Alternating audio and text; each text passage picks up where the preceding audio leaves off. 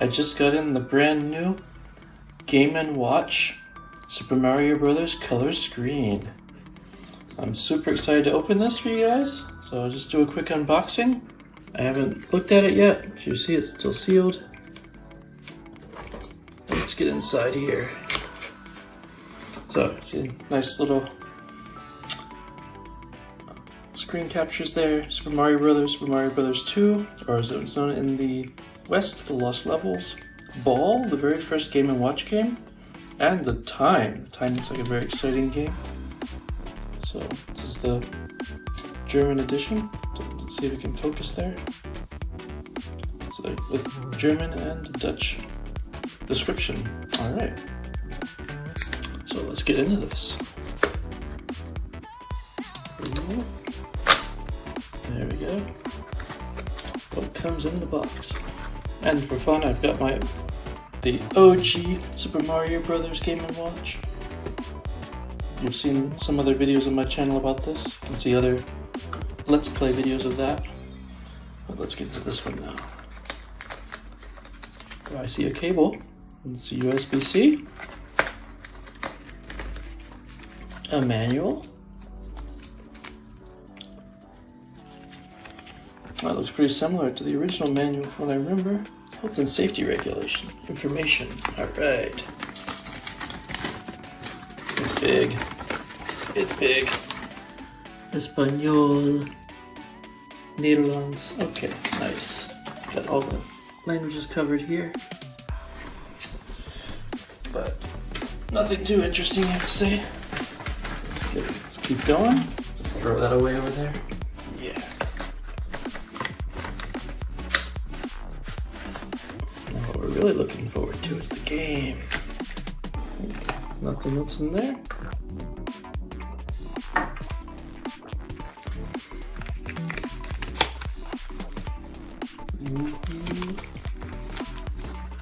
Nice. Oh, it's shiny.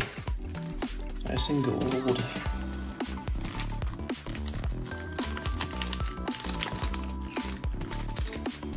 So you can see how it holds up to the original here. It's the exact same size. On the side we've got a USB-C port, power. Nothing on top. That's USB-C.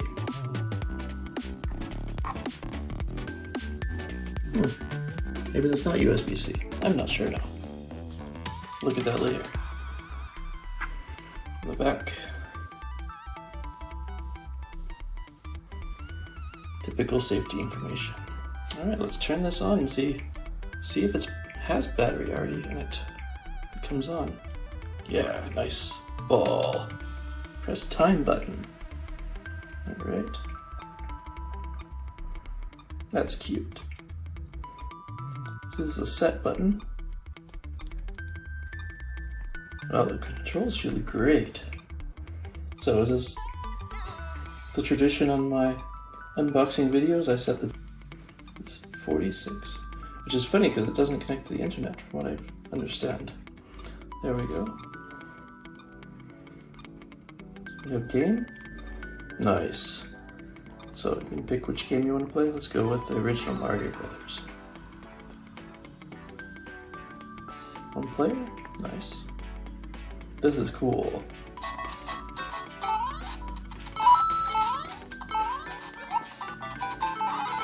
Well, it feels weird in this small D-pad and buttons. It works though, it's very playable.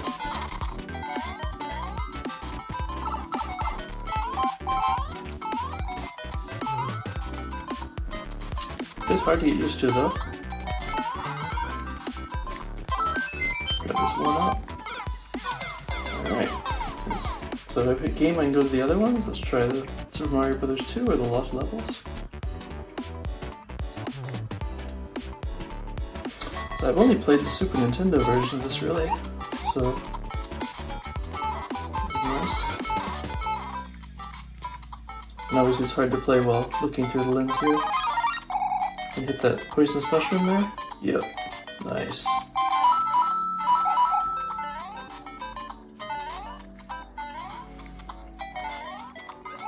That was fun.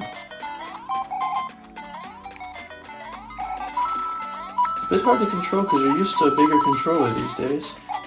But it's so cool. Man. And I haven't actually played the other game. That's the original Game & Watch game called Ball.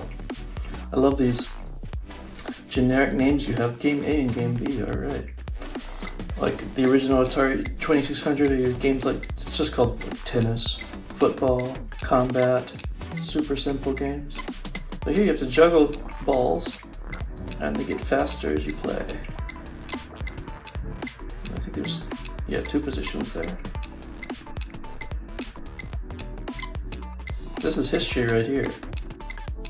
I wish there had come more games, but it's already cool for what it is. Neat. Look back in time. So, speaking of time, let's look at that real quick. I hear there's some like Easter eggs in here or something.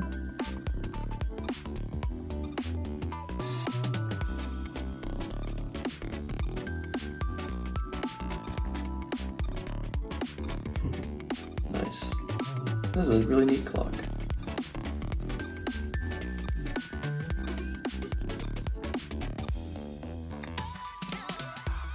Oh, the pause button. I set the volume and the brightness. Which is funny because on this machine you couldn't even mute it. You had to just play it with sound on. See the old game and the new game. You see it plays great. I find it a bit rough with these small controls. This game was meant to be played with a bigger D-pad and bigger buttons. But I love that it stays true to its original form. So, and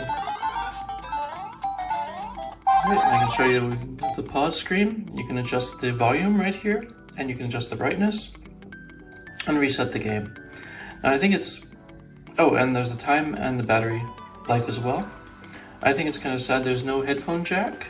So if you want to play it, say in public or without annoying people around you, you have to play it without sound basically. But it's still pretty cool.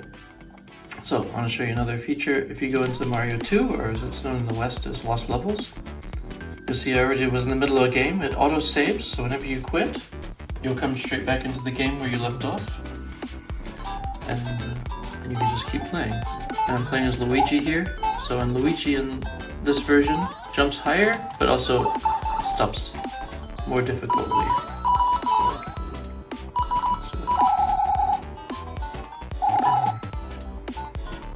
And I can get a poisonous mushroom over here and die.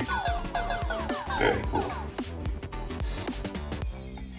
Alright, now let's look at the last game. So they have 2 games, just like in the tradition when they released this in 1980.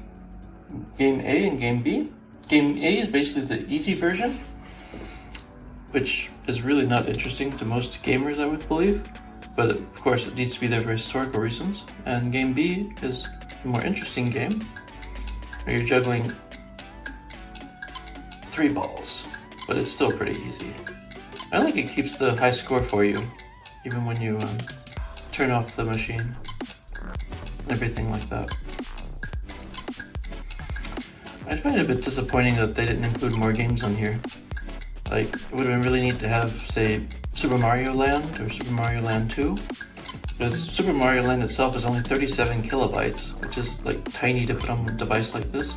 Maybe they had some issues with making it pixel perfect in those situations. So I can understand that, but it would still be nice to have. You could also put in some other Nintendo games. I mean, they range from 25 kilobytes up to half a megabyte, so it's really not much space at all. If I'm actually wanting to play Super Mario Brothers, I would probably pick up my RG350M. And for those of you who are hardcore handheld people out there, probably already even have this. So, but you have to remember this is about twice the price of this, and the grip is an extra $10. So as you can see, the screen size is just so much nicer to play. And it just feels more comfortable too.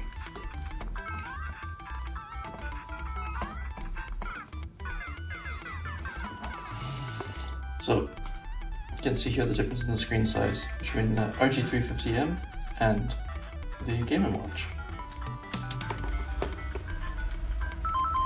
And obviously there's more save states, manual save states, and you have extra settings you can go into as well.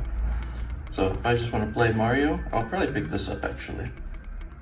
But I know you're not getting the Game & Watch just to play Mario. You're getting it because it's a feeling of nostalgia from the old days. That's totally cool, and I'm super happy I got it. It looks amazing. I probably won't play it that often, but it's really cool to have and to show it to people who come over. I play it for a few minutes and it's just a fun experience. So let's get into the watch version, the watch part of this, which is part of the title, Game & Watch. So one thing I find annoying is that there is no kickstand, which I'm hearing a lot of people complaining about. And so you see how it looks on the original Super Mario Brothers from 1988. You just put that in, stays flat, or pull it out. And I don't know why they didn't include it this time, because it would have been really nice to have, especially if you want to use it as a clock. So you need something like this, a stand. I've also heard that if you look up plate holder, then those are also really nice for holding handhelds. So that would be my recommendation. This is an old iPad holder here, so using it for the video to keep it still. I'm also disappointed that there is no 24-hour clock on this. So most of Europe uses a 24-hour clock, so you have like 13:30 or 14:45. And it's really disorienting because you're used to that 24-hour time, and this is primarily, well, it's watch is half the name, so I would expect that. Maybe it's in there somewhere, maybe there's some weird key combination I have to push to get there. But yeah, it's been disappointing. But I mean, that's really cute. This is so cool, and you see the seconds time right there. It's a nice attention to detail everywhere in this machine. You just see attention to details, and you can interact with it, like hold those, the flashes, hold A for 10 seconds and you go into the special song mode, and you can hit this to put lots of enemies on the screen. That usually works. This time it's not doing it. There's also different modes, so if you do this you get different screens. Now let's look at the packaging. They've done an amazing job on this. See, this is the main packaging, but when you take it off, you reveal that the original design of the Game & Watch, which is really cool. And in the back they do the same, with the screenshots and a quick message there. Alright, one last thing. I'm finding it interesting. I looked at the little manual, which is more of a safety guide that came with it, and I was amused that when I went to this website for more information about how to use your system, the European page doesn't exist. It could be because it's going to be released tomorrow, and the Australian New Zealand page took you to a generic Nintendo page, so I found that interesting. Hopefully by the time this comes out, they'll have those websites up and running. So a quick pros and cons. Pros, this is a beautiful device. Amazing pixel perfect screen, excellent build quality, and that is metal in the front. Perfect sound at all volumes, autosave games on exit, smart power saving, it sleeps after 3 minutes, and it's always on when it's connected to power, which is also nice. You can use it as a clock. Unfortunately, I have to say, for my personal usage, the fun dies rather quickly. I played it for about a half hour and then I was like, okay, that was nice. I'm kind of bored of these games now. They don't really hold up modern times. But it's really cool. So it's impossible to add more games. So I know that the hackers community out there will give it a shot. I connected this to USB to Mac, Windows, and Linux, and it didn't recognize it. So there might be some special button combination you have to push to get it into some mode that it reads it, or maybe you can do it over FTP. Or I'm sure people are going to be taking this apart as well. I'm not really a hardware guy, so I'm not going to be taking mine apart, but I'm sure that video will come out somewhere on the internet.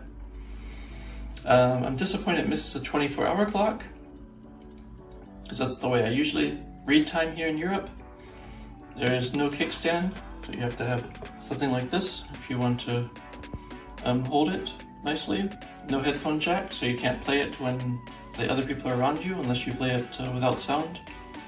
And I just find in general there's better ways to play Mario Brothers if that's what you want to do.